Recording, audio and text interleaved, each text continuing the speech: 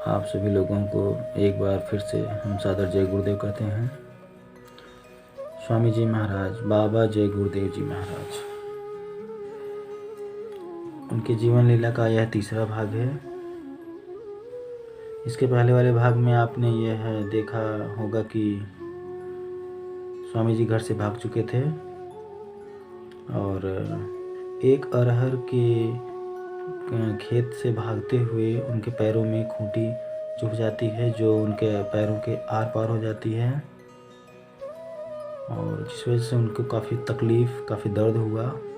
खून तो बहुत सारा निकला, लेकिन वो इसी बद हालात में स्टेशन पर पहुंच गए और वहाँ पे स्टेशन पे एक ट्रेन खड़ी थी और जिसमें स्वामी जी चढ़ गए। तब जाकर के स्वामी जी महाराज के जान में जान आई और उजाला होने का था, चूँकि भोर का समय था, उजाला होने को था। स्वामी जी ने ट्रेन के अंदर से ही देखा कि उनके बड़े भाई ने जो कुछ चंद लोगों को वहाँ से अपने घर से भेज रखा था कि जाओ स्वामी जी को मतलब पकड़ने के लिए, वे लोग स्टेशन पर पहुँच ही रहे थे और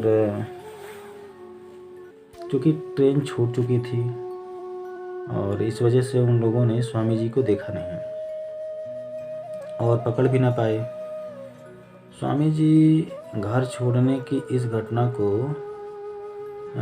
अपने एक सत्संग में दिनांक 19 मई सन 1969 को नंदा नगर इंदौर में कुछ इस तरह से बताया कि हम भी घर से भाग निकले, कपड़े फेंक दिए, एक सूत नहीं रखा। जाड़े के दिन थे। अरहर की ढोल से मैंने अपने तन बदन को ढक रखा था। स्वामी जी महज केवल 7 साल की उम्र में ही घर से भाग करके ट्रेन में बिना टिकट के वो चढ़ गए थे और जब ट्रेन कुछ ही दूर गई होगी उसके बाद जो है कि उस ट्रेन में टीटी साहब आए। तो जब टीटी ने टिकट मांगा तो स्वामी जी ने कहा कि मेरे पास तो कोई टिकट है नहीं और उस टीटी का नाम गोवर्धन दास था। वह स्वामी जी को छोड़ करके बाकी जितने लोग उस ट्रेन में, उस बोगी में, उस डिब्बे में रहे होंगे, उन सभी का वो टिकट चेक करने के लिए वो आगे चले गए और जब उन्होंने सभी का टिकट चेक कर लिया तो वापस स्वामी जी महाराज जी के पास वो फिर आए।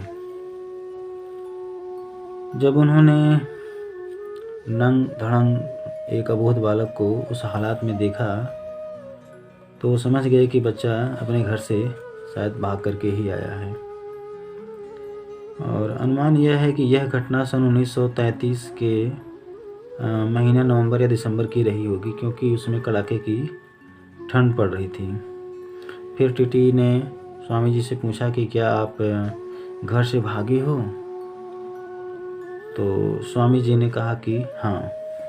स्वामी जी ने स्वीकार लिया कि हाँ, मैं घर से भागा हूँ।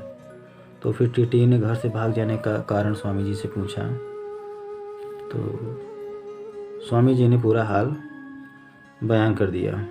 टीटी गोवर्धन दास के पास कोई बच्चा तो था नहीं, मतलब उनको कोई बच्चा, उनकी औलाद, कोई संतान उन्हें नहीं थी। तो उन्होंने पूछा कि आप मेरे घर चलोगे? अगर आपको कोई एतराज़ ना हो तो आप मेरे यहाँ चलो और मेरे यहाँ रहना। तो स्वामी जी ने हाँ कर दिया और वे स्वामी जी को अपने साथ लेकर के चले गए। कानपुर स्टेशन पर उनकी ड्यूटी ख़त्म होती थी और वहीं कानपुर में ही उनका क्वार्टर था। स्वामी जी महाराज को क्वार्टर पर ले गए और उनके परिवार में उन्हीं के साथ वो रहने लगे। टीटी गोवर्धन दास जी ने स्वामी जी को अपने लड़के की तरह ही अपने पास रखा और स्वामी जी के पैरों में जो खूंटी चुभ गई थी, जिस वजह से स्वामी जी को पैरों में काफ़ी घाव बन गया था, तो गोवर्धन दास जी ने उसका इलाज करवाया और वह इलाज घाव ठीक होने में लगभग हफ्तों का समय जो है कि लग गया। तो वे इन्हें भोजन, कपड़ा, हर चीज़ अपने बेटे जैसा ही देते थे और ज़रूरत की हर एक चीज़ उन्हें ला करके देते थे। फिर उन्हें स्कूल भी भेजने लगे और पढ़ाई के लिए जो कापी किताब पेंसिल स्लेट दवा चाहिए, जो कुछ भी चाहिए होता था तो वो सब कुछ स्वामी जी को ला करके देते थे। इस तरह स्वामी को स्कूल जाते हुए लगभग 4 साल बीत गए और इन 4 सालों में स्वामी जी को उनकी माँ के द्वारा दिए हुए वचन उन्हें याद आ गए। आपने अगर मेरा पिछला वीडियो देखा होगा तो उसमें पता चला होगा कि क्या वचन उनकी माँ ने स्वामी जी को दिए थे। उन्होंने कहा था कि बेटा शादी आप मत करना कभी, परमात्मा की खोज करना, वो मालिक आपका साथ देगा। तो TTE गोवर्धन दास जी के घर पर रहते हुए जब वो 4 साल लगभग स्कूल में बिता दिए तो स्वामी जी को अपने माँ के दिए हुए वचन, उनकी कही हुई बात उन्हें याद आ गई और उन्होंने स्वामी जी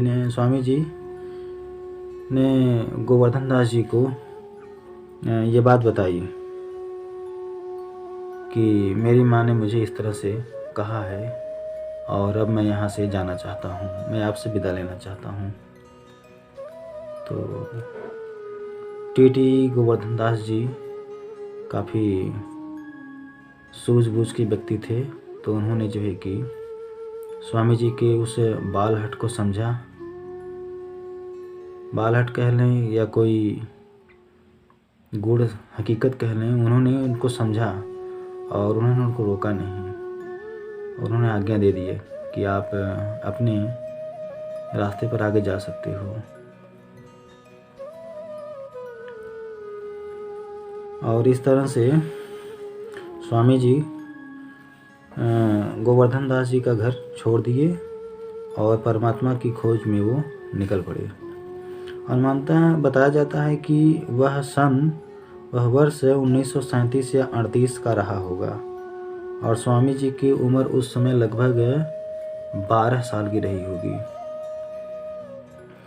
परम पूज्य स्वामी जी महाराज ने जब उन्होंने सत्संग शुरू किया था और मथुरा में आश्रम बनाया था, तो वहाँ पर यानी कि मथुरा आश्रम पर स्वामी जी से मिलने के लिए गोवर्धन दास जी कई बार आए वहाँ पे। और जब वे समझ गए कि ये कौन है, एक दूसरे को उन्होंने पहचान लिया, तो गोवर्धन दास जी स्वामी जी के संपर्क में लगभग हमेशा रहे। आगे की कहानी आप लोगों को अगली वीडियो में मिलेगी। उसके पहले वक्त का एक संदेश। वक्त के संत सद्गुरु सर्वसमर्थ सर्वत्र स्मरणीय हर जगह विराजमान उज्जैन वाले बाबा परम पूज्य संत उमाकांत जी महाराज आपके फूल जैसे कोमल चरणों में ये बंदा शीश झुका करके अरबों खरबों बार प्रणाम करते हुए आपकी 2 बात बताना चाहता हूँ कि स्वामी जी ने बताया कि साल 2020 से बहुत ज़्यादा खराब गुजरेगा।